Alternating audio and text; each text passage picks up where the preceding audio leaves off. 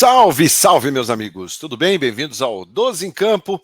Passando aqui algumas informações do Coringão nesta segunda-feira, dia 24 de outubro.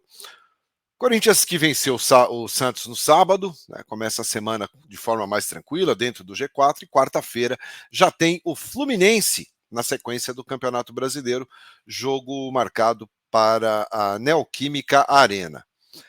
E o que importa esse jogo? Tem muita coisa em jogo. O Corinthians pode garantir ainda mais aí a sua permanência no G4, ficar ali entre os 3 primeiros colocados, 4 primeiros colocados. A chance de título é pequena, é quase zero, né, em relação ao líder do campeonato, mas tem duas questões em jogo. O Corinthians, vencendo o Fluminense, pode adiar aí um possível título antecipado do seu maior rival.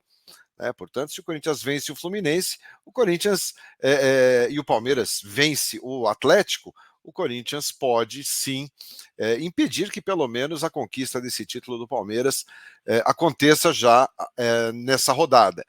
Tá? Mas o que vale mesmo para o Corinthians é vencer o Fluminense para continuar sempre vivo e na luta pelo prêmio superior a 40 milhões de reais que será pago ao vice-campeão esse ano. O Corinthians tem todas as chances de alcançar o vice-líder Fluminense, o Internacional, que tem 61 pontos, o Corinthians 57.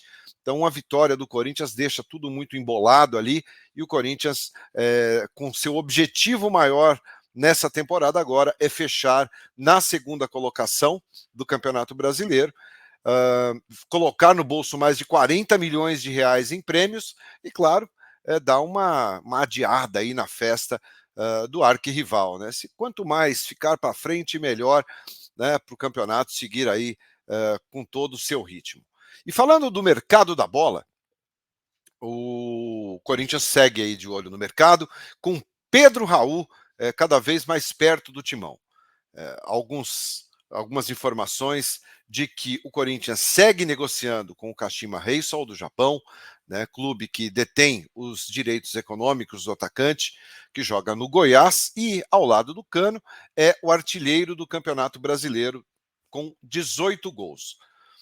Pedro Raul é bom jogador, o Pedro Raul vem mostrando isso, é jovem, tem 25 anos de idade, e o Corinthians pode sim fazer caixa com esse jogador por futuro.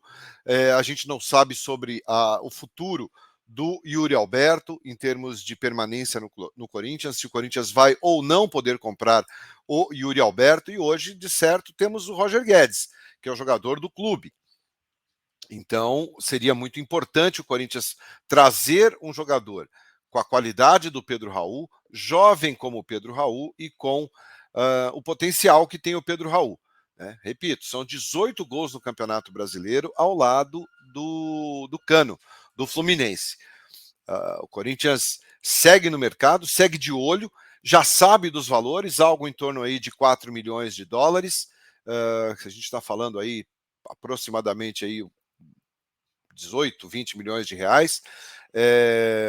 Então, é um valor que o Corinthians tem a consciência, né, de quanto custa, e negocia com o Kashima Reysol a questão da forma de pagamento, como o Corinthians fará essa negociação, como é que ele poderá pagar esse jogador. O Corinthians não está na briga sozinho, né? O jogador que é artilheiro do Campeonato Brasileiro, ele é visado por outras equipes grandes. E o Corinthians tem que agilizar esse processo, o Corinthians tem que ser mais ágil que os seus concorrentes, se quiser contar com o futebol do Pedro Raul, que hoje defende o Goiás no Campeonato Brasileiro. Acho que é um jogador que tem qualidade, que tem potencial para jogar no Corinthians e quem sabe se firmar aí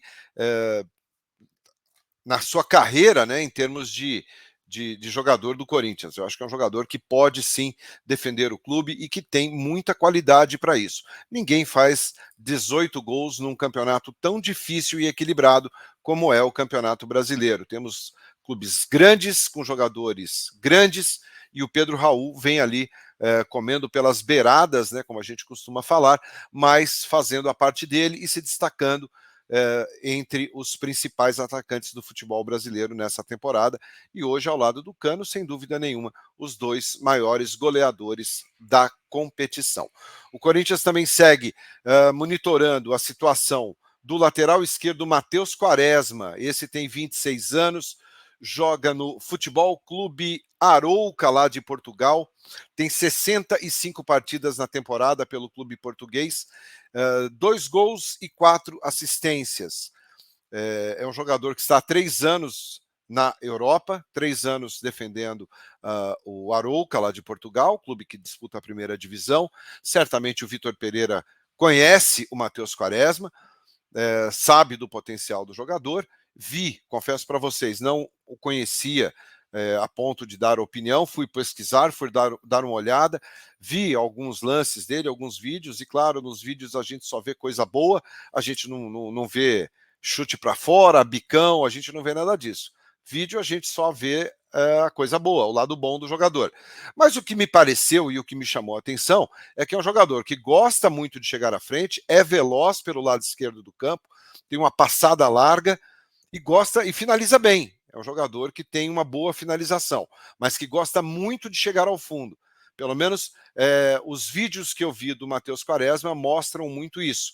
Um jogador que sempre apoia muito, que chega muito à frente, que tem essa qualidade, que é a finalização. Talvez precise melhorar talvez na questão da pontaria, né? Porque só tem 2 gols em 65 partidas, tudo bem que não é função de lateral ficar fazendo gol toda hora, mas ele gosta de arriscar, ele gosta de finalizar, ele tem isso como característica, mais ou menos aquele estilo Fausto Vera. Chegou à frente, ele larga a perna. Então isso também tem um lado positivo, mas é um jogador, repito, que gosta do drible, gosta da disputa na corrida e que chega muito ao fundo para tentar ali a finalização. Então esse é um jogador que o Corinthians também monitora.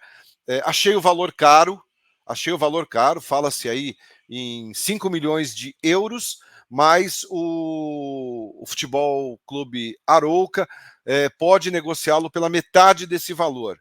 Tá, pela metade do valor, então a gente estaria falando ali algo em torno de 2,5 milhões de euros, na faixa ali talvez de 12 a 13 milhões de reais. É um jogador que foi revelado pela Lajeadense, tá? Um jogador que passou por clubes pequenos aqui no futebol brasileiro, passou pelo Londrina, pelo América do Rio, quem mais? Pelo Cuiabá, Cascavel, então não teve oportunidades em time grande. Mas é um jogador que segue aí sendo monitorado pelo Corinthians, assim como o Matheus Bidu, assim como o Michael. O mercado da bola fica agitado, mas tudo isso vai depender da definição do técnico Vitor Pereira. A gente ainda não sabe quando termina essa novela, né? Existe a possibilidade de essa semana ser marcada uma reunião para que seja anunciado o sim ou o não. O Duílio faria uma reunião ao lado do Vitor Pereira e anunciariam aí o desfecho dessa renovação que já vem se estendendo, que todo mundo esperava até que fosse anunciado no último sábado, quando o Corinthians venceu o Santos na Vila Belmiro por 1-0. Não teve anúncio.